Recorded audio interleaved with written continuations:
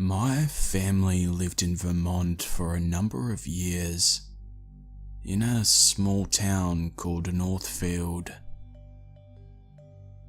There's a local legend in Northfield of a thing known as the Pigman. The story has multiple versions, as most do, but there are some parts that are always the same. Back in 1951, the night before Halloween, this 17-year-old kid named Sam Harris went out on his own with a basket of eggs to cause some mischief.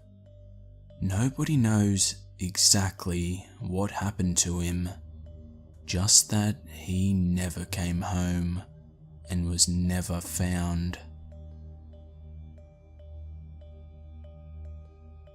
Years later, some high school kids were out drinking behind the school one night during a dance when this thing came walking out of the woods on two human legs.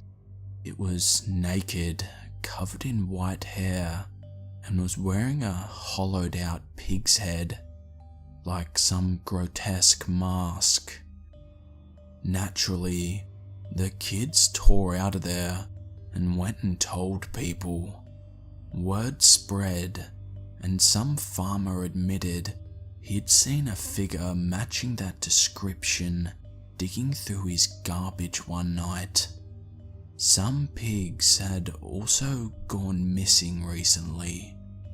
More sightings were made of the Pigman as it became known, but many times the claims were just kids wanting to get attention.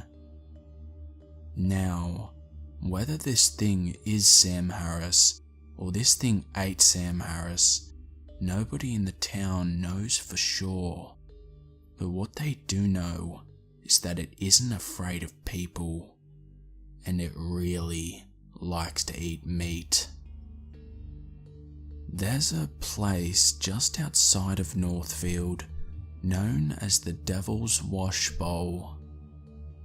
It has a river and waterfalls and a number of caves. After more sightings of the Pigman were made out by the wash bowl, some people went investigating. They found that one cave in particular was littered with animal bones, some of which were pig.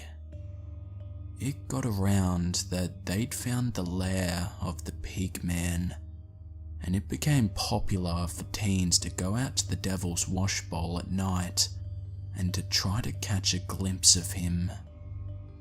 My sister and a couple of her friends went out to the Devil's Wash Bowl their senior year. They took sleeping bags and flashlights and all the gear you'd take to go camping. I wasn't there to give a first-hand account of what transpired. I was only 8 years old at the time. I can only tell you what was told to me. There were 6 or 8 of them, depending on who you ask, all couples. They picked a number of caves, one for each pair. My sister and her boyfriend were in their cave. She was rolling out their sleeping bags, and he was trying to start a fire when they heard some shouts and then screaming from one of the other caves. When they got there, the girl was curled up in a ball in the farthest corner of the cave, and her boyfriend was nowhere to be found. She told them that the Pigman had come trudging into their cave, completely undaunted by their presence. The guy had started shouting at it, both to drive it away and to get others' attention.